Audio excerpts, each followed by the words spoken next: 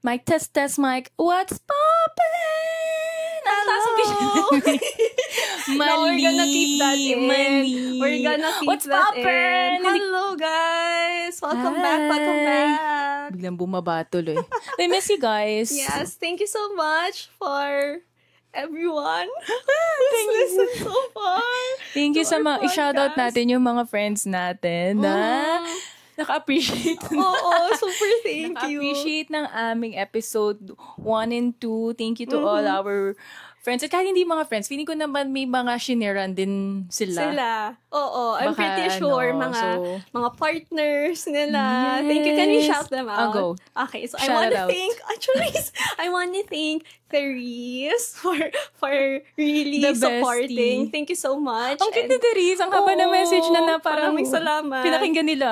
For the review together with her husband. So, Daniel, shoutout na rin sa'yo. Salamat. Na-inspire daw siya. Mag-podcast na rin siya. So, Go. we're spreading the vibes. Support the passion. Support natin the podcasters community. Yes, we're gonna do that.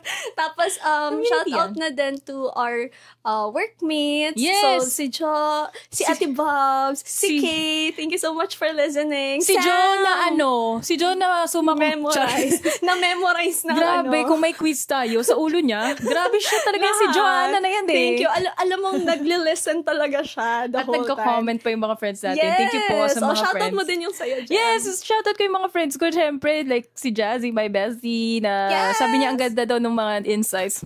I-guess ka namin. Mag-guess ka namin. Yes. Also, yung mga nagsabing gusto mag-guest. Yes. Yan, yung mga friends ko na nakinig, like sina Alicia, Thank you. Baka may mamiss out ako, baka magkatampuhan pa. All friends and Sige, sabihin mo na. My special, okay, next ano na. Okay. But sige, yeah, thank you to everyone who you. enjoyed our first and second episode. Episode of our podcast titled, Oh my gosh. Muntik nang makalimutan. Muntik na makalimutan. Ayan. Pero we're still figuring this out in terms of our format, no? So, ganun-ganun lang talaga tayo. Very natural. Ang format natin is wala tayong format at all. No format at all. Totoo. Hindi na nga tayo makapag-align, babe. Kaya-format pa tayo. Wala na. Bahala na kayo mag-align ng thoughts namin. Kayo na mag-process. Oo, kaya na. This is just a conversation talaga between friends. So, yun. Yes. And ano natin ngayon? Ang agenda natin today. Agenda? Apaka-corporate naman. Of course, hindi tayo pinalaki ng maging corporate girlies ng kailangan aligned, may agenda, may talking points. Yes. So, ang talking points natin ay random movie. Random pa rin pala. Movies lang. No, kasi diba, may movie tayo na pinanood lately. Oh my gosh. So, i-chichika lang natin yun. Spoiler, na lang din, warning. So, we're gonna talk about our thoughts for the movie Sunshine by Direk Tonet Hadaone. I like Tonet Hadaone's movies. Yes. Name one. Wala pala. Hindi, sa kanya diba yung That Thing Called Tadhana? Oo, yun. Diba? Sasabihin ko pa Sa lang, kanya. yun yung maganda. I remember that. Yun yung sa may Sagada, right? Yes, kay Angelica Panganiban, sa JM. Hindi pa rin nakapunta sa Sagada. Ayun. Nakapag-Sagada ka na ba? Hindi pa. Hindi pa. Same. I mean, gusto ko. Lagi ko na lang sinasabi, pupunta talaga ako. Pero Baguio pa lang talaga yung narating ko. Hanggang doon pa lang. Parang feeling ko kasi, mahirap pa pumunta I'm not sure kung mahirap pa pumunta ng Sagada. Parang feeling ko hindi. Pero nung time nung That Thing Called Tadhana, ang daming pumunta. Actually, medyo which is great. Which is great for tourism naman. Pero yon, we're gonna talk about the movie Sunshine, starring Marisa Cal. Yes. Pero ang galing talaga doon ni Marisa. Ang ganda. To be honest, as in, Comeback niya talaga. Hindi mo madedenay yung talent niya. Yeah. For acting and si Direk Tonet. Yeah. In terms of storytelling. Sorry. Spoiler alert na lang to kung may mga, kami, parang, ano ba tawag doon? Warning. Sige nga, sa mag-voice, ang VO talent po natin for today ay si Jam, so go ahead. Warning! Ganon. Ulitin mo, magka-quiet ako. 1, 2, 3. Warning! Ganon. Video. 1, 2, 3. Yan, ganon. So, mag-warning tayo every time para hindi sila, kung gusto nyong manood muna. So, yeah. But, yeah. Pero, meron ba tayong As the talking points, pero pa ba tayong diretso na tayo? Diretso na. Okay, sige. Diretso na. So, again, Sunshine is a new film directed by Director Net Hadani starring Marisa Cal. Inulit pa. Okay Kasi nag-iisip pa yung thoughts ko. Ikaw ano ko yun? This is always the start of recording. Pampahaba ko kasi yun eh. Yes. Hindi, actually, nakikinig kasi ako ng Ang Walang Kwentang podcast. So, doon ko rin talaga siya narinig. And then, yun nga, the reviews are really good. Kasi, very, ngayon eh. Actually, parang hindi na ganun. Marami na ba ulit na Filipino movies? Actually, medyo nagbo-boom na rin ulit naman siya. Yeah, magsisinimalaya na din. Okay. Soon. I don't know if this month. Actually, na-confuse ako. Kasi ni-research din namin yun nung kakapanood lang namin nung Sunshine na parang, okay lang na ulit yung Sinimalaya. But I think, ngayon lang ulit mas maraming Filipino movies. Aside from the Metro Manila Film Fest, which is usually dun lumalabas most films. Oo. Okay. So, yeah. So, yung story nito is following a girl named Sunshine, which is Marisa Cal, who is a gymnast, no? A national team athlete. National athlete siya. National athlete siya. Tapos, it talks about the struggles of, kasi nabuntis siya. No, teen pregnancy. So, she was 19 in the story. Yes. So doon nagre-revolve yung whole story of it. Yung journey niya on how she navigated it. And honestly, alam mo, bihira talaga na yung mga gantong, yung ganito alam mo yung bigat na mga movies. And alam mo, ang ganda niya kasi parang it's about time na we start making movies na talks about the realities, no? Tsaka yung mga issues na medyo takot pa pag-usapan yung mga tao. So, us knowing the society that we have. But I think it's important to have these kinds of stories said out there. And kumbaga, may media available for the kids, for not even just the kids, no, even us as adults, and even yung mas matanda pa sa atin of all generations to actually know these kinds of stories na hindi siguro na-highlight sa mainstream media. I'm pretty sure maraming news about it, documentaries, statistics, pero iba kapag sinabi mo siya through story. Na very interesting yung pagkaka-write. So, yan na nga. Pag-usapan natin yung Sunshine as a movie. So, again, parang mahirap pag-usapan to ng walang spoilers. Yes. So, I think by this time, hopefully it is still showing. Hopefully it's been shown for a long time, no? Pero again, this is a spoiler warning for everyone. We will be mentioning a lot of the storyline and the plot. Yeah. So if ever, please, manood muna kayo. Or kung okay lang naman sa inyong ma-spoil. Sige, pakinggan nyo na po yung podcast or namin. i-pause nyo muna to. Huwag kayong gagalaw. I-pause nyo to, tapos manood muna kasi balikan nyo na tong natin. Para hindi sila ma-spoil. And also, in terms of themes, pag-uusapan natin. May say some words or topics. It's, the movie is R16. So, it tackles, again, about teen pregnancy, about sexual abuse, and along those lines, no? So, please be warned if you are not comfortable in terms of hearing those topics. Maybe right now, no, it's okay. You can stop listening. Maybe you can listen to our other episodes if that would help you out. Yan lang. But let's siguro explicit. Yes. Explicit na yung podcast natin. Hindi, at least for this lang. Kasi, no, it's really good kasi to discuss. We cannot skip those topics. Kasi yun talaga yung whole point ng movie eh. So, yeah. Yes. Yun yung kailangan pag-usapan. Yes. Okay. So, siguro we can talk about first what we felt while watching the movie. And ikaw, very, very recent, as in literally not even 24 hours nararamdaman ago. Nararamdaman pa niya yung feeling. Oo. So, yung nararamdaman muna natin while watching, tapos thoughts na siguro about everything else after the movie. Yeah. Okay, sige, go. Ako, going into, yun nga, may expectations naman ako na iyakan movie talaga siya kasi dun sa mga pinapakita nilang mga promotional materials, talaga nag-iiyakan yung mga tao sa sinehan. And ikaw na din, sabi mo, mag-prepare ako ng tissue. So, in-expect ko na medyo heavy drama talaga siya, heavy topic. And, going in there, talagang nung first few minutes nung movie, nahihirapan ako mag-focus dun sa movie kasi bawat eksena, lagi ako may comment Yung pangalawa kong pagkatao, nagko-comment na siya doon, ang dami-dami niya nang niraranta. Ano kasing nangyayari sa society natin? Bakit ganyan? Nahihirapan ako mag-focus. Kasi ang dami ko na agad side comments sa utak ko. Tapos sabi ko, alam mo, mag-focus ka muna sa movie, mamaya ka mag-comment, panoodin mo siya, i-take in mo siya, mamaya mo i-process. Pero ganun siya na first few minutes pa lang, ano na yung atake talaga ng scenes. Parang straight to the point. Wala nang paligoy-ligoy pa. Ito yung mensahe, ito yung magiging story. So, yun. Doon pa lang sa first few minutes na nalaman ni Sunshine na buntis siya. Doon pa lang ang dami ko na agad naisip na bakit kasi doon bumibili siya ng pregnancy test sa pharmacy, yung comments that she got from the pharmacist, diba?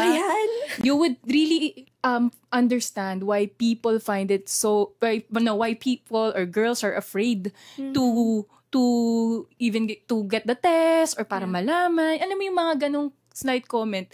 Pag bata ka, hindi mabigat yung mga gano'n. Ano ba yan? Kayo talaga mga kabataan kayo. Parang, alam mo yun, medyo ganun pa lang naiisip ko na agad na okay, mukhang magiging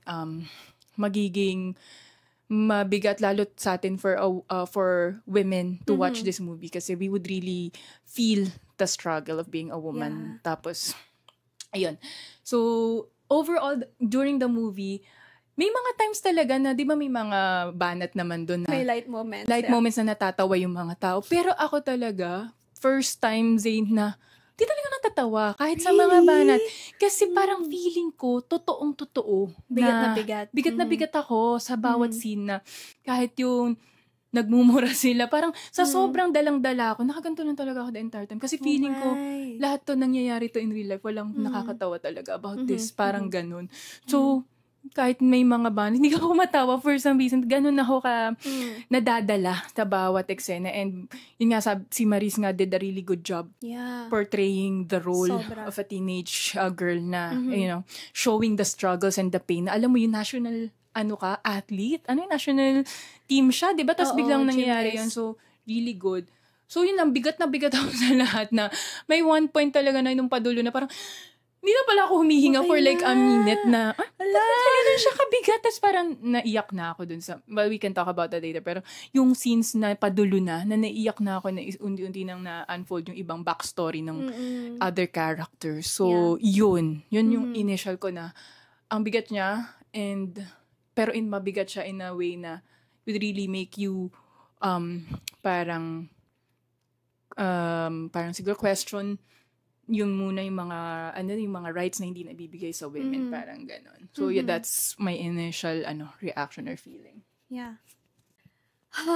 Sa akin din, parang, iba naman yung experience ko. I think kasi, we watched it 11 a.m. So, medyo, ang aga niya. So, medyo, pandan pa lang, saktong-sakto talaga pag-upo namin, nag-start yung movie. So, parang iba yung experience. But sa akin, it's halong bigat.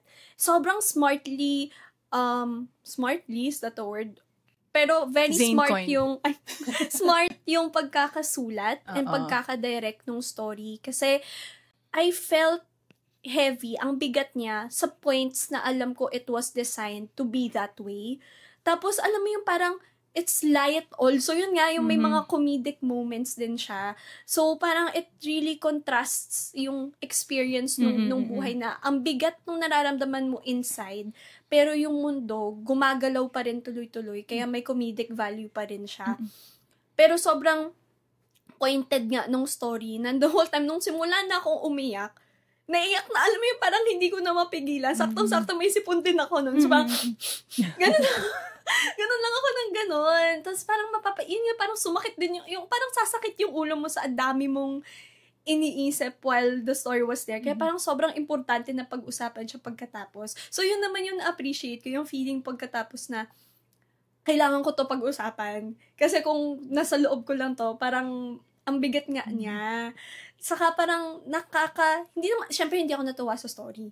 I mean, hindi ako natuwa na mabigat siya with all of the themes that it tackled. Pero nakakatuwa lang na may ganito ng piece of media na pwedeng maging starter ng conversation. So, sa akin, ang bigat niya, pero ang light din niya at a parang very targeted moments na ang bilis nung, hindi ko alam kung na-feel mo to, pero for me, ang bilis nung story. Ang bilis nung movie, sabi ko, yun na yun?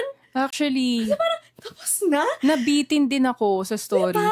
Kinabahan na nga ako nung nakita ko nagsisig. Yung parang nasa SEA Games na siya. So sabi ko, wait lang, nakailang oras na ba? Patapos na ba yung movie? Kasi feeling ko, ang dami pang, pwedeng idagdag na, maganda na yung movie, pero bitin lang siya in a sense na, ang dami pa sanang pwedeng sagutin na parang ano bang nangyari, na nawala ba niya, nasa na yung baby, pero ako doon, iba naman yung point of view ko doon. Pero, yung sa akin lang parang, oh my God, ang bilis niya. Yeah. Which is nice kasi people would not be, kumbaga, deterred to watching it. Kasi di ba ngayon, short attention span. So parang may conversation din about it na parang ngayon yung movie industry, naghihirap kasi ang tagal na movies, like 2 to 3 hours usually yung movies. Pero ngayon, nag-a-adjust na yung industry to make it a bit shorter, given nga the attention span of people. So, parang alam mo yun, it was smartly na naman, hindi ko nga alam kung word yun. Pero it was wisely made. Mas maganda yung smartly. Smartly. Let's stick with smartly. Smartly. I think correct. ChatGPT, please confirm. Pero yun, kasi nga, di ba, parang, nandun yung attention span pa ng mga tao, pero lahat na nung important points sa story na cover mo, na gets mo siya at the end. So, yun, ang ganda. Pero, as in, ganun yung feeling. Yeah, diba? Yun yung feeling habang napanood. Very siya, maganda makakita na may mga ganito na tayong topics sa movies. And yun nga parang na-highlight, kasi ito yung realities ng society natin. And it at least gives, na-highlight dito yung importance ng maraming bagay or aspeto, gaya ng sex education. Yes. Para sa mga kabataan or maging part siya ng curriculum. I know meron naman ng, ano ba tawag din? Sorry, hindi ako masyado familiar. But like, anti-teenage pregnancy bill na parang in-author ni Risa Ontiveros. I'm not sure. Although, hindi ko na-check kung we have not researched pala about this. This is just raw thoughts for us. Yeah. So yun lang. It highlights the importance of sex education. Because I know our country is, medyo conservative pa tayo as a country. And marami pa ring not pro to including sex education in the curriculum because of, the idea na when you teach the kids or yung mga teenagers about sex, you're promoting na gawin nila to, na mas magiging sila, hayop. Yeah, mas marituto sila. Well, in fact, parang sa akin kasi while I was watching the movie na, ang na-realize ko, you cannot protect the kids or the teenagers, you cannot protect them from something they do not know. True. Diba? Parang, yes, how can they protect themselves kung wala silang alam about it? That's just like, hindi siya nagme-make sense. So, for me, parang, hindi mo naman sila tuturuan kung paano gawin yun or tuturuan mo lang sila paano sila magiging safe by the time na gawin nila yun. Because it's really, at some point, mangyayari. Yes. So, might as well teach them Get na them educated. paano hindi sila mapuput at risk, paano hindi sila, ano ba yung mga dapat nilang nalalaman muna bago. Kasi baka nga pag natutunan pa nila yung mga risks, mas mag-isip sila before doing it. Diba parang, mas ma-deter sila dun sa mga effects. Yeah, kasi diba parang ikaw, pag hindi mo alam yung risk or consequences ng ginagawa mo, diba you just do it? Diba? In any aspect, parang go lang. Kasi wala ka namang idea about it Diba? Hindi mo naman tuturuan ganito yung position. Ay, sorry. Explicit content. Ay, nag-warning naman tayo. Yeah. Tuturo mo sa kanila is how can you ensure that you will not put yourself at risk of something that you do not want. Yes. Diba? Yeah, I agree with that. Kasi nga, gusto ko yung sinabi mo na how can they know what are the risks if they do not know or they're not educated. Yung sa akin din kasi, yun nga, diba, yung frontal lobe ng mga bata, hindi pa fully developed. So, you have to support them with knowledge para they are guided while yung decision making nila hindi pa as hasa sa mga ganitong kinds of decisions na would really can result, no, there is a big possibility if not done safely na hindi lang sila yung maapektuhan yung if they choose to carry on with for example the pregnancy, 'di ba, parang ang daming snowball effects na pwedeng mangyari. So I agree with that. May nakita ako recently sa Twitter na siya, parang attorney who said exactly what you mentioned, na ang misconception kasi nga is kapag in-educate mo, magiging promiscuous na yung mga bata. But it's actually not. Kasi sometimes, when you know what the risks are and the possible results of your actions, you're more deterred to actually do it. Parang, di ba, pag baby ka, na alam mong, na-electrocute ka pag pinaksak mo yung kamay mo sa loob ng sakit. So, hindi mo siya gagawin. Parang badly put, pag pinakita mo sa pusa, kasi may pusa ako, di ba parang pag, may mga nakita akong videos na ganun sa TikTok, yung parang i-reprimand mo yung stuffed toy kung may ginawa siyang masama, tapos yung pusa hindi niyo na din gagawin. Kasi nga, alam mong may anong effects nun. So, possible na yun yung mangyari. Again, hindi siya 100%, hindi din natin alam, but at least they have the information there. Like, for example, I remember in college, may microfinance course kami.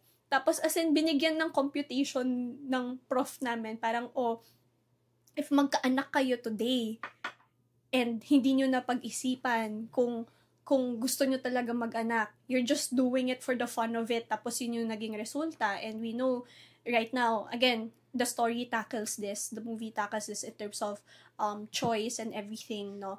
Pag tinuloy mo yon, like, more than 1 million yung gagastusin mo. Versus kung bumili ka ng condom, bumili ka ng, nagtitake ka ng birth control pills, na most likely, hindi ko alam yung presyo, pero let's say, nasa 500 pesos. 1 million versus 500 pesos. 'Di ba, na 18 years mong aalagaan at the very least yung anak mo versus 500 pesos lang. Yeah. Diba? Yung ganun, parang doon sobrang jarring nun sa akin na, nga, no? Yung ganun. So parang, agree. diba? What if it's more talked about in a very casual manner na it's not taboo. Kumbaga. Which is nice na na-open up ngayong ganitong conversations. Yeah, and going back ako dun sa, i-relate ko lang, di ba yung sa story ni Sunshine? Yun nga, di ba, parang may scene doon na sinabi niya, yung kinonfess niya sa friend niya na buntis siya. Tapos sabi ng friend niya, hindi ba kayo gumamit ng condom? Di ba? Hindi ba kayo nag-protection? Tapos sinabi doon ni Sunshine na, sabi niya kasi hindi niya ilalabas sa loob eh. Di ba? Parang, yung mga simple na bagay na ganun, kasi hindi nila alam na walang seguridad o hindi rin yung tama, na hindi yun 100% accurate, na mali yun in the first place. Parang red flag yun. O di ba parang pag nakikipag-date ka lang, pag sinabihan ka ng red flag, alam mo na, hindi mo na, hindi mo na i-date yan. So pag may nakita kang red flag, hindi mo pwedeng pagawain sa jowa mo. Walang ganun. Kailangan, yun yung point ko na, diba, yung mga little things na ganun, kala nila okay, pero dahil nga wala silang alam na, hindi pala okay din yun, hindi rin pala yun safe, mali pala yun, hindi ko pala dapat yun i-allow. Yun, nagawa niya. So, yun ako, it's more of, yun yung number one, yun agad yung sa first few minutes nga na naiisip ko agad na, kailangan talagang isama ang sex education sa curriculum ng kabataan. For me, that's my opinion. Yeah. The views and opinions. And ako siguro, dagdag ko lang doon, diba? parang naisip ko yung very cliche, but knowledge is power, right? So, if alam yon ng both men and women, girls and boys, you again, we're speaking from our lens as women, na parang you as a girl, you as a woman can say no. Sa mga ganun. Diba? Kasi sabi niya, ganyan, hindi, kasi alam ko ganito yung mangyayari. No! I won't trust you kasi alam ko na ganito yung magiging repercussions. So, red flag, case. Tsaka, kasi kung hindi natin ituturo sa kabataan sa school, sinong magtuturo sa kanila? Yes, yun true. Lang yung isa kong... Totoo, kasi tabu nga siya, hindi siya pinag-uusapan sa families eh. Yun yung hindi nagme-make sense sa akin. Para, sorry sa mga bakit yung justification na dapat hindi siya ituro. Saan siya matututunan ng bata? Sinong magsasabi sa kanila? Kung hindi kaya ng parents i-discuss yun sa anak nila or diba, kailangan natin ng mga professionals na magtuturo sa mga kabataan ng in a way na mas maiintindihan nila. So, alam mo, the internet is such a scary thing for kids, for mga teenagers. Minsan may misinformation pa diba? doon. So, pag hindi natin tinuro sa school, saan sila pupunta? Sa internet. At ano-ano yung kung ano-anong pwede nilang ma-pick up sa internet. Di ba pinakita rin yun sa movie ni Sunshine? Nung iniisip na niya na, again, trigger, explicit, ano bang tawag dito sa mga trigger words? Trigger warning. Yeah. Nung iniisip na niya na, kasi hindi pa nga siya ready maging mom dun sa story, kasi nga, bata pa siya, marami pa siyang goals and dreams. And ayaw niya pa talaga magka-baby. So, naisip niya magpa-abort. Saan siya nagtitingin? Diba? Sa TikTok. Facebook. Sa Facebook. Sa kung saan-saan siya naghahanap kasi wala silang proper resources to know anong dapat nilang gawin sa mga ganong circumstances. So that for me was very heartbreaking during the movie. Kasi naisip ko, oo nga, kawawa talaga yung mga kabataan if they're not informed or they're not equipped with the right knowledge to protect themselves, no? And to know what is right and wrong. Kasi minsan hindi sila, di ba, hindi mo agad kayang tumakbo sa family mo sa mga ganong kabigat na ano. If it's taboo again. And then, sana hindi siya taboo, pero it is in our society. So yun yung isa sa mga, maybe that's a long discussion already on sex ed, but that's just my opinion. Yeah, but that's the first, yun yung first part. Conversation Oo. Yeah. Yung sa akin, I think coming from that, in general, ang hirap gumalaw sa society natin bilang babae sa mga ganong mga pinagdadaanan, not just on sex ed, but again, on pregnancy and safety to have these conversations. So, ang sakit sa puso, parang down from societal perceptions and expectations to healthcare sa mapoprovide sa'yo ng bansa, sa taxpayer natin. Ang sakit lang niya sa puso na because of very conservative, very traditional points of views, ang daming napapahamak. Yeah. So, ang sakit niya kasi it is a reality. And as a viewer, parang, anong magagawa ko? So, parang siguro ito na pinag-uusapan. Pero, hopefully beyond that, 'di ba, may action. Kasi, ang daming, alam mo yun, parang yun din yung, sorry, nagja-jump na ako from one point to another. Yeah, pero, okay. Alam mo yung parang, ang daming bigat talaga bilang babae. Sa society expectations, pag pinagdaanan mo to, tapos gaano mag-change yung buhay mo, yung trajectory ng buhay mo. Isang decision lang, isang pangyayari lang na ganito, kunyari mo buntis ka, ang dami nang mag-iiba yung buhay mo. Yeah. Parang naharap ako ulit sa realidad na yon na grabe yung pinaghihirapan. As a woman. Grabe yung struggles. Grabe yung struggle as a woman. Hirap maging babae. Yes, oo. Kaya I was Pero I love being a woman. Me too. I wouldn't have it any other way. But, kaya nakakatuwa nung nakikita ko, like, men who are watching it, star celebrities, no, yung parang jarring for them again, yung experience ng movie. Kasi namumulat sila na parang, shocks, apakadali na buhay nila compared sa, sorry, pero totoo pag nakita mo yun mas madaling mag-make ng decisions for them compared for women. And particularly dun sa mga kasama ko, kasi I watched it with friends nga ng sister ko who are men. So, parang hearing their thoughts and their realizations just made me glad na naiisip na napukaw yung puso nila sa kautak nila sa ganong kinds of experiences. So yun yung sa akin. Ako din, actually ganun yung ramdaman ko. Ako babae na ako Bigat na bigat. I think, well, yung women naman talaga yung mas talagang makakaramdam nung pinagdadaanan ni Sunshine as a woman. Ako talaga, pinapanood ko yung movie. Bigat na bigat talaga ako as a woman na, alam mo yung scene na kino-confront na ni Sunshine yung nakabuntis yung boyfriend niya, si Miggy. Yeah. Yeah, and yung reaction lang nung boyfriend niya is para bang nagtatapon lang ng, alam mo yun, parang bagay lang na get rid of it. Dali lang para Dali sa lang. kanya. Diba parang ako, tapos habang si Sunshine ninanavig, iniisip niya na yung buong buhay niya, paano magbabago, matatanggal siya sa national team. Pagbili pa lang ng pregnancy test, ang dami na niya agad judgment na nakuha sa mga tao, hanggang sa di ba, ang ganda nung portrayal nung conscience doon yung actually, hindi yun conscience. Hindi niya conscience, it's the baby. It's the baby. Sorry. It's the baby. Yun yung baby. Even the portrayal nung mga thoughts na naglalaban sa utak niya, yung fears niya, yung doubts niya, yung lahat na iniisip niya. Ang ganda nung pagkaka-portray ang ganda na idea no na nilabas nila yung thoughts ni Maris in the form of Anika, yung bata, si Anika. Ang galing niyang actress din.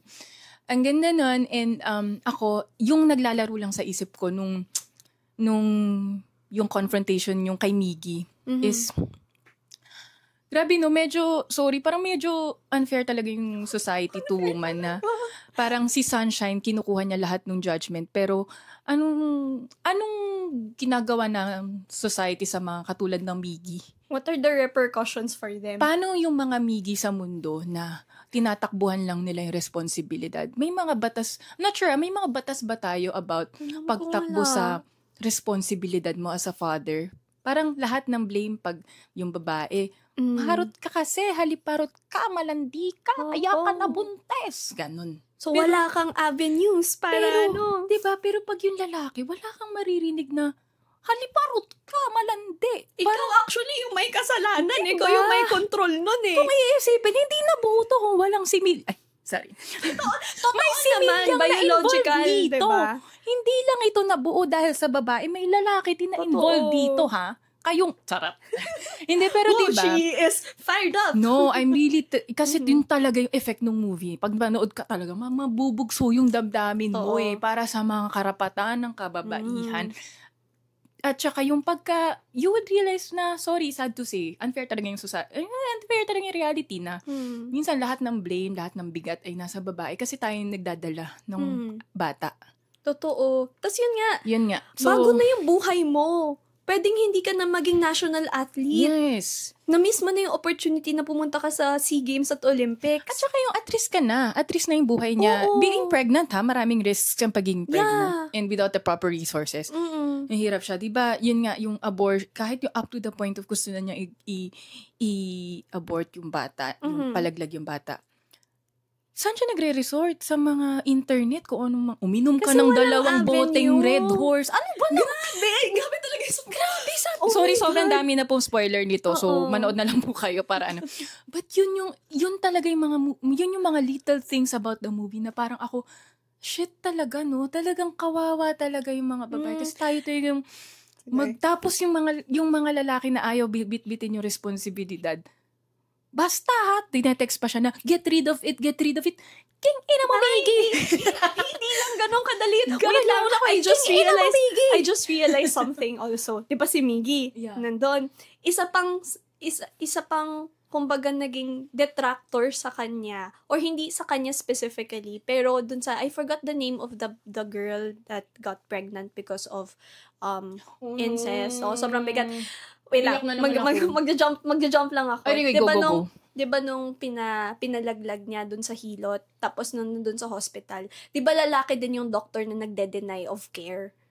So parang alam mo yung apakadaling mag-deny ng healthcare kapag hindi mo nakikita yung perspective ng pasyente mo. Hindi ako doctor, pero I can only tell, no? I can only feel from the movie. Kasi diba may woman doctor din, na siya yung nag-guide. Yung parang sabi niya, iha, ako nang bahala, covered na. Kasi alam niya yung pinagdadaanan, alam niya yung hirap bilang babae. Di ba, even doon, ngayon ko lang siya na-realize na, lalaki din yung in a representation of a guy doctor who it was just so easy. I know there are risks to their license, etc. Pero di ba, it's always do no harm first. Alam ko parang yun yung oath nila na you have to help those who are in need of medical care. So how can you deny? Alam kong sobrang layered ng conversation, pero wala lang, ang gandang representation nun, na lalaking doctor yun, tapos woman doctor yung nag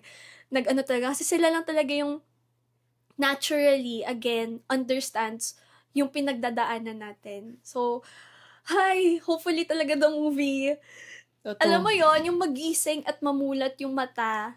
Kasi ang dali para sa babae pero I think it's important na men also watch it so that kapag namulat sila, mahirap nang pumikit. Yeah. Pagkatapos nun. Totoo. Babalikan kita, Miggy. Sige, Miggy. Hindi pa ako tapos sa topic sa Miggy. Babalikan kita. Sorry. Sumingit lang ako, pero go, Miggy. Hindi, totoo yan yung sa... So, hindi naman to hating on men, but it's really just showing the dynamics talaga na sa ganitong scenario, babae ang dehado. Aminin na natin. Totoo. Diba? So, alam mo, naiyak na naman ako. Sige, go. Hindi, naiyak ako dun. Diyan ako sa scene na yan, naiyak talaga na una. Sa scene ng... So, para sa mga listeners, so meron dong scene na may character doon na meet si Sunshine, yung batang babae na 13-year-old siya na she was abused, sexually abused. And apparently, yung nakabuntis pala sa kanya is uncle niya. Grabe talaga. Ang bigat nun. Doon ako nagsimulang hindi makahinga. Sa totoo lang, B. Talagang sumikip yung dibdib ko. Alam mo yung, yung parang, ganun talaga ako the entire time. As in, bigat na bigat ako. Kasi parang, inisip ko, ang daming ganung bata sa mundo. Totoo. Tapos, parang, wala silang choice. Kawawa sila na, anong ginagawa natin para protektahan sila? Diba? Naiyak na naman din ako. So, parang, tapos nung binigyan siya tapos nga nagpunta siya sa hilo, tapos parang muntik na siyang, yun nga, alam naman natin na hindi safe yung mga ganong, Tapos yung confrontation na scene na nalaman ni Sunshine, at nalaman natin na sino yung, Grabe, sobrang satisfying nung ginano niya yung bote. Doon ako naiyak talaga. I mean, naiyak ako dun sa part na, or naano ko sa part na, nangyayari talaga siya sa mundo na may mga nanay na kayang ibenta yung mga anak nila. Grabe talaga yun. Oh my God, now that you mention it. Tapos, tapos ako inisip ko, anong ginagawa natin sa mga bobot ng mundo? Sorry, Uncle Bobot kasi yung pangalan, di ba? Si Tito Bobot yung Huwag na natin itito, parang apaka-endearing ng King tito. inang bobot na yan. Yan na lang, no? Tama. Tama. King inang bobot na yan. Kahit ako babasagan ko rin ng bote yun eh. True. Pero sa isip ko, mas bumabigat sa akin yung pakiramdam na that could be any 13-year-old kid. And talaga.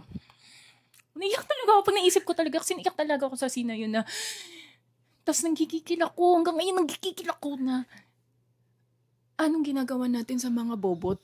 Bakit ang sisi ay nasa mga, ano mang pangalan? Nakalimutan yung pangalan niya. Kalimutan ko na din yung pangalan. Parang, pag yung mga bata, kasalanan nila na, kumbaga, yung judgment, pag tinry nila ipalaglag yung bata. Pero yung mga bobot na, mga tito bobot na gumagawa ng ganun, pikit mata lang tayo minsan, or nakakalakad lang sila sa kalye na para bang wala silang sinirang buhay. Totoo. Yun yung pumapasok sa isip ko. Doon ako nasimulang umiyak. Tapos sabi ko, grabe, yun yung bigat. Yun yung pinakamabigat actually for me. Kasi iba yung ng effect ng 13-year-old. 13-year-old! Tapos hindi niya alam. Parang akala niya bloated lang siya. Kaya sobrang satisfying yung si Maris. Parang, go girl, let your intrusive thoughts ride and control you. Yung ginano niya, ikaw si Bobot. Tapos ginano niya yung bote, parang ako, deserve. It brings you back na pag yung mga babae, may mga judgment or na-criminalize sila kapag they made a decision dahil sa isang bagay na ayaw nila. Pero yun sa mga tao na gumagawa nun, wala tayong masyadong mahigpit na batas. They can get away with it. Nasaan yung justice doon? Nasaan yung hustisya? It's so unfair, parang for me. So if we want to, dapat both sides will be punished kung ano. Or, yun nga, yun lang siya, yung justice system lang talaga na dapat yung mga, kung ayaw nating ituro sa mga bata ang sex education, dapat gawa natin ng paraan na mahuli or maparusahan yung mga Miggy or mga bobot sa mundo na gumagawa ng mga mali. Although si Miggy pala, sorry naman, kay Miggy naman, natauhan naman siya. Diba, hindi, parang napilitan pa nga siya, lang diba, yun eh. I will always take care. No. I will take care of you naman, diba? Porket nandun si Piolo? Alam mo, sobrang gulat na, sobrang comedic value ng pagkalabas si Piolo. To be honest, sorry, commercial. Pero pagkalabas na talaga yung buong cinema, hi! Ako sa sobrang bigat na nung nararamdaman ko, kahit sobrang gapo ni Piolo, wala nang maramdaman. Yung gapo talaga ni Piolo. Sobrang funny talaga nung nasa scene. Tapos lahat talaga, hi! Si Papa P! Ganun. Medyo na-spoil na ako. Alam ko kasing dadating doon si Papa P. Hindi, wala ka ata talaga nakakaalam sa at Baka, least ako wala. ako Kaya yung yung raw reaction talaga, hi! As in, ang daming gumanan. Pero, yes, I think si Miggy nga, mas napilitan pa nga siya niya. Hindi yun wholeheartedly na tinatanggap niya eh. Because lang of the pastor parents, niya, of pastor background. Yun. Pero yun, I agree. Take ko dan lang sa mga, Yeah. let's be fair, if we have laws against, no not against, but laws for women, meron din dapat for the men. So that no one gets away with it, na parang pagbabae, hindi mo pwedeng takbuhan yung responsibilidad mo, pero yung lalaki pwede. Totoo! Pag sinesisyon na ng lalaking ayaw niya yung panagutan, nice. okay. Parang gano'n, wala naman tayong batas ata na bawal mong hindi ko alam may batas ba tayo na bawal mong takbuhan yung responsibilidad mo sa dad? Pakisabi po sa amin, if ever, please paki-inform educate kami, us. pero parang wala eh. Kasi ang dami naman tumatakbo ng responsibilidad nila. Pretty sure. Sasabi ko sa barangay tayo.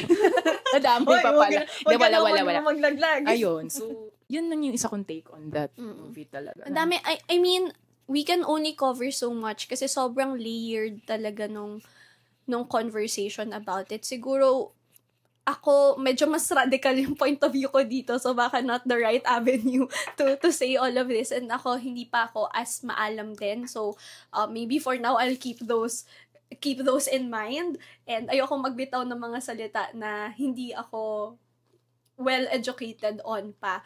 Pero, siguro on a, hindi naman lighter note, no? Ito, pinoint out nung kasama namin sa nanood sa movie. Diba yung anak was represented by Anika, tapos what's his Ariana. name? Si Ariana. Ayun, si Ariana. Doon ko na-gets na sila yung baby after nung kay Ariana. Nung kay Ariana. Ako, Sorry, medyo nakutuban ko na siya nung dumating pa lang si Anika. Pero ang nakakatuwa kay Ariana, alam niya nang gay siya. Nasa womb pa lang siya. Oo, Right? Ako lang na-realize. Alam niya nang gay siya. Siya yung magiging gay first president of the Philippines. And sorry, I can safely say, no? We are allies. Yes. We are... Cheers to that. We are allies. So yun, parang ang gandang messaging lang din nun. Na parang, born this way talaga. Lady Gaga, let's go. Pero, yun, na hindi yun pinipili. Yun at yun na sila. So, ang gandang message lang siya for that community. For the LGBTQ plus A community. Na we recognize na you are born that way. So, yun, parang for me, ang gandang messaging lang nun na na-realize. Na hindi ko actually na-realize. May nag-point out. Tapos parang ako, shucks, oo nga, no? It's so amazing. Totoo. Ang galing. Galing. Yeah, and speaking of... Kaya talaga ng mga characters. Ang ganda talaga. Sobrang galing. Saka Good job. Yung final moment nung, again, spoiler, yung final moment nung sabi ni Anika, gets ko na kung bakit hindi pa oras para kay Sunshine na magkaanak. Sabi ko parang the tears! Kasi parang ramdam mo yung the whole struggle and hirap to reach that decision and that acceptance also. It can be considered as a conscience nga as what you've mentioned din. Yeah. Na gets ko na kung bakit. Kaya akala ko nung una, konsensya siya. Tapos it can go either way. Yeah, Tapos nung yun nga yung kay Ariana na scene na nangyari. So ko, sila yung baby. Sila yung baby. So, yung ganun. Oo. Yeah. Any other thoughts?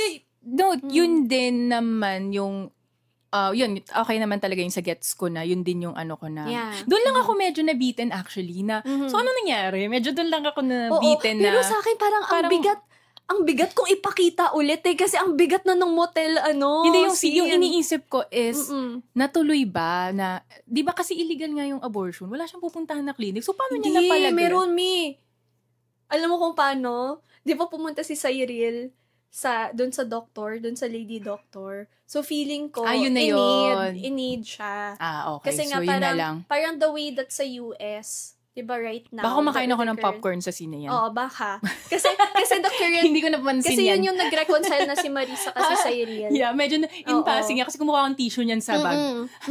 So yun, parang feeling ko, baka pumunta sa private clinic, okay, tapos in-assist safely. Okay. So yun yung nakuha ko from those na, ako, personally, parang ako, ayokong, kasi may mga nagko-comment na, sana pinakita ulit kung paano, parang ako, ang bigat na nung first time, parang ipapakita pa ba ulit yung ganun? Parang ako, hindi ko na kayang panoorin yun ulit, na ganun pala yun, na parang, no, I don't like this experience, I don't wanna be, no, no. Yun lang yung sa akin, na, basta, parang ang dami ko pang gustong sabihin.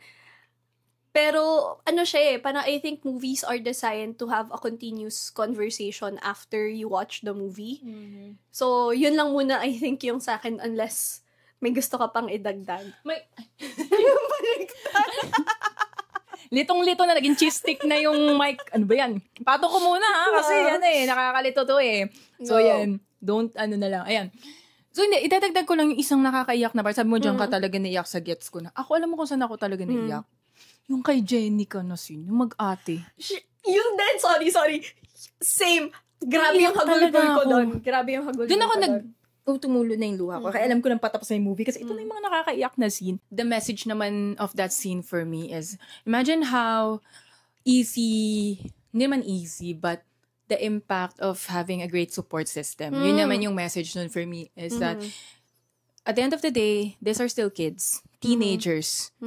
So, at the end of the day, kailangan pa rin nila ng suporta, ng mga tao na hindi magja-judge sa kanila, but rather magtutulungan sila sa sitwasyon na kahit ayaw nila is napasok nila. Yun lang naman yung simple. Kaya ako naiyak doon kasi parang, kasi hindi lahat din ng may ganun. Not all are blessed. Sasabihin ko pa lang Diba? Na ang swerte ni Sunshine, na meron siyang ganong ate. At ang galing ni Jenica. Iyak na, dalang-dala talaga. Ang galing din ni Jenica, to be honest. Dalang-dala ako sa sa acting niya talaga dun. Sabi ko, ay, galing. Yun lang. Yun ang main thoughts ko on that. Yeah, parang women supporting women. Kasi nga, again, tayo lang yung nakakaintindi ng hirap at nuance nung pinagdadaanan natin as women. So, again, it doesn't apply to all women still. But, I agree, no? Yung parang having that support system is another key factor for us to survive this kind of society that we live in right now. So yun, buti na lang may ganong support system si Sunshine. So, galing Jenica, ang galing niya talaga umarte. So, ang dami, again. Friend ko yan si Jenica. Ha? Friend ko. Ay. Hagulat ako doon. Very good siyang ate. Papang yun. Di ba inaaway-away niyo yung doktor? Nanay ka ba namin? Wow! Thank you, Papa God! Sobrang ang galing niyo Thank you. Para saan?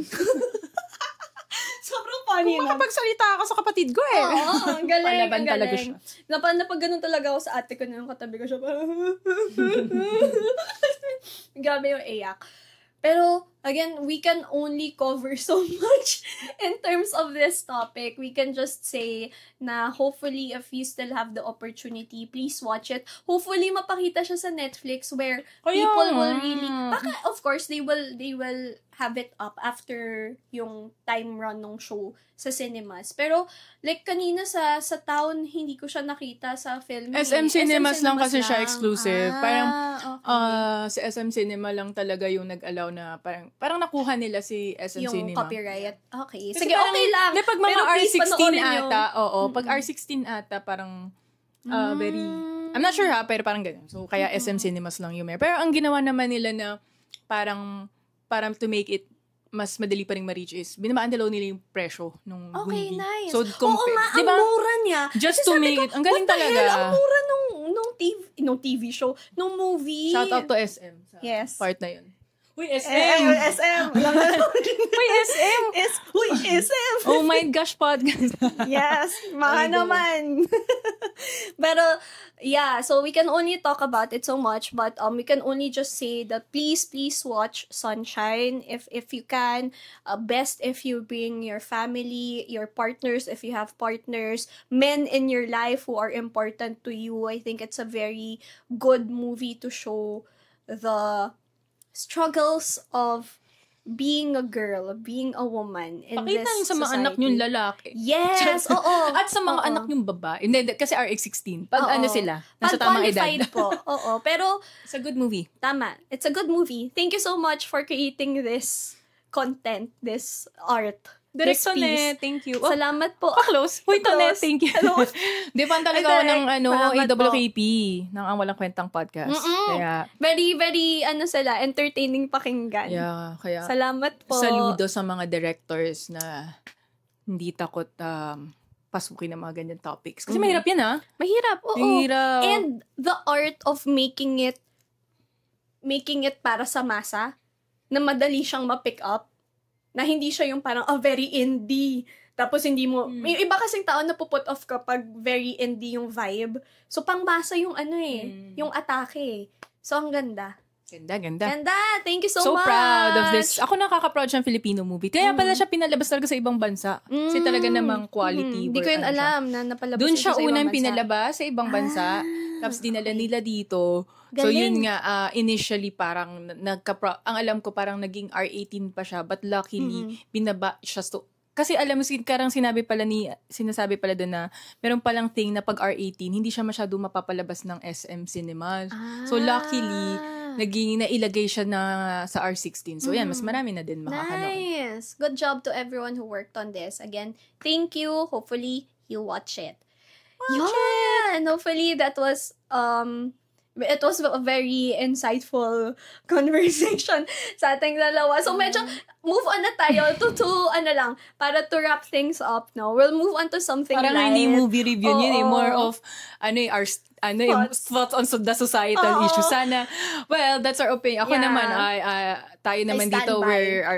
we're accountable for our opinions. Yes. Oo. Again, please Talaga. educate us. Yeah, you can comment naman your thoughts pa. Okay. So, to wrap things up, we wanna end, of course, a bit Ibibigat light pa. naman. Baka naman may ibibigat pa, pero sana hindi. We mentioned before, so we started out actually yung mga ganitong hangouts namin ni Jem using cards, conversation starter cards. So, gusto sana namin, as promised, if you watched our episode 1 or episode 2 ba yun? Tama yung nakalimutan ko na nga kung kailan ba? natin nabanggit yung cards, na may cards tayo. Feeling ko one. Ako feeling ko 2. So, let's see who's right. Baka But, ikaw ang tama kasi ikaw nag-edit. pero, Wala. we'll just do conversation starters. So, si Jem yung papapiliin ko ng, tawag mo dito, ng cards. Okay, so nakapili na po si Jem ng card. Can you read it out, please? Sobrang nito, walang kablalim-lalim. When you were a child. When you were a child. Yan ka na. Napa-flashback Mga tayo. ganyan tanong. Okay. When you were a child, how did you imagine adulthood and how does that compare to reality? Oh, wow. Bugsh. Sige, ako na. Pass. Hindi, ako. I pass to Zane muna. Yes, okay. When you were a child, how did you imagine adulthood and how does that compare to reality? Very nice question. Sobrang cliche for me, but I really thought... What's cliche? Oh, joke lang. Charis. Pina-explain pa po sa akin. I-search nyo na lang po sa Google. Charis. I'll give you a few seconds to search it in Google. And then, sobrang cliche for me, pero I really thought adults had it all figured out. Yung parang, gets na nila lahat sa buhay. Yun yung parang, okay, you're set for life. Kapag nag-enter ka ng adulthood, gagawin mo na lang yung career mo, kung ano man yung napili mong path, tapos settled ka na, madali. Kumbaga, you have the resources to do all the things that you want to do. But apparently, it's not. you are consistently growing and learning, and there's no age where that will stop. So parang adulthood is just a phase that you enter, but in terms of growth, in terms of finding yourself, in terms of determining who you are, what you are, where you want to be, what your dreams are, your goals are, it's continuously evolving. Yun lang siya. Hopefully, padami lang ng padami yung resources mo. Yun lang siya. Pero, hindi siya as dali as it seems. So, yung mga bata dyan, hopefully, you give some grace also to the adults that you have in your life, because ang ganda nung someone from K-pop said this before, na parang, you're just living your first life. Parang, this is my first time living too. So, I'm just learning as I go along the way. Medyo ganon. Along the lines, hi, Hoshi. Uy, Hoshi! Hoshi! Salamat. Pero yun yung sa akin. How about you? I will ask the question again. Ang ganda naman ang sagot mo. Maganda din ang sagot mo. Okay, Iinom muna again. ako. When you were sige. But I will read this first. When you were a child, how did you imagine adulthood, and how does that compare to reality? Thank you for that very lovely question, Miss Zane. Let me answer it by saying, ito kasi yun. Hindi, akala ko talaga, nung bata ako, pag adult ka na, invincible ka. Kasi parang feeling ko nun, yung mga na matatanda, parang nagagawa nila lahat. Alam mo yun, pwede silang lumabas, pumunta dito, tapos ikaw iiwan ka sa bahay, or sasabihin, bawal ka pumunta dyan. Pero pag yung mga adults, nandun sila, na parang wala silang pinoproblema sa mundo, kasi parang malaya sila gawin lahat. Parang ganun yung tingin ko dati sa mga adults. Parang wala silang pinoproblema sa mundo, kasi parang adults na sila, ganun. Kaya nga invincible, parang feeling ko kaya nila lahat. Kasi adults na sila eh. Yeah. Parang may na-earn na silang mga stones. Infinity stones para makonquer lahat. So feeling ko, pag adult na ako, siguro wala na akong masyadong, mas marami na akong freedom. Kasi pag bata, lagi na lang bawal ganito. Yeah. Baby talk. Bawal ganito. Tapos, yun. So, and how does that compare to reality? Ganun pa din. Hindi, how does that compare to reality? What's your experience? Iniisip mo naman ngayon, pag bata ka, mas malaya kang gawin lahat ng ginagawa mo. Dahil pag matanda ka, ang dami mong responsibilidad. Totoo. Hindi ka na pala invincible na baliktad. Baliktad pala. Parang ako, ay, hindi naman pala masyado. Pero, tama siya in the sense na, syempre, mas malaya ka kasi you are in a decision. Pwede ka na mag-decide for yourself. Mas, ka na, syempre, hindi ka na dependent. Pero hindi to pala totoo yung wala ka na ring pinoproblema sa buhay. May pinoproblema ko pa rin, mas bigger lang when you were a kid. Kasi yung bata ka, pinoproblema mo lang. Ano kayang coloring? Anong cover ng notebook yung bibiling ko? Powerpuff Girls ba? O Winnie the Pooh? Yung ko sana next year? si Julina ba yung notebook ko this year? O si Judy Ann? Ganon. Yung mga ganon yung kasimple yung problema mo. Pero pag malaki ka na, pag adult ka na pala, para ka lang kid with bigger problems lang. But you're still a kid. True. Diba? Always a kid at heart. Tapos isipin mo, nung bata ako, mas malaya ako. Sana bata na lang ako ulit. Pero syempre, mas masaya pa rin maging adult. But it's just, same lang naman na reality, just different problems and different circumstances. But you're still a kid. Ganda. Kasi you're continuously curious on how you navigate life. Parang bata ka, nag-iisip ka pa rin. So, it's a lie. No one has it all figured out. Kahit mangyari. So, yun. Ganda naman na. Sorry. Nilago ko yung drink para talagang ang brain cells niya. ang thoughts really all fired up. And I am the Miss Universe. Pinalo ko. Competition pala. Ayan. Sige. So, I think it's a nice way to end our podcast episode for today. Naman ang episode na to. Oo Third nga. episode pa lang natin. pero maganda to. You never know what's coming. But hopefully, you all guys just stay tuned. But let us again know your thoughts. What were your mind gosh moments? Hindi. At least nalalaman na nila yung anong klaseng podcast to. Kami po yung podcast na hinaharap namin ng mga mga societal issues. Love it! Yeah, keep we on can listening. do light, we can do light topics, we can do very heavy and very pointed conversations also. So hopefully you stay tuned. Again, we are also at social media platforms like Instagram, YouTube, and TikTok, if I'm not mistaken. Lahat. Oh my gosh. Yes. Oh my gosh. Please just search it. We'll also link it in this episode. So hopefully you follow us for updates, and share also with us. Please comment sa Spotify if you can, no, in terms of what were your mind gosh moments naman. What were your thoughts about Sunshine? At sana may napukaw tayo ng mga thoughts. Yes. You know, sabi di ba nga, yung make the, ano ba sabi nila? Sino sila? You make the uncomfortable, the comfortable uncomfortable. Wow! And the uncomfortable Gusto ko yun. Hindi, sana meron din tayong na trigger, but at least we made our listeners think. Yes. You know? So there. Yay! Yay! So watch again, Sunshine. Please start the conversation with us, no? Also, if hindi nyo pa napapanood yung Sunshine, maybe you can also comment about what your answer is dun sa question that we ask. Yon, pero again, thank you so much for listening. Jem, any last words? Watch Sunshine.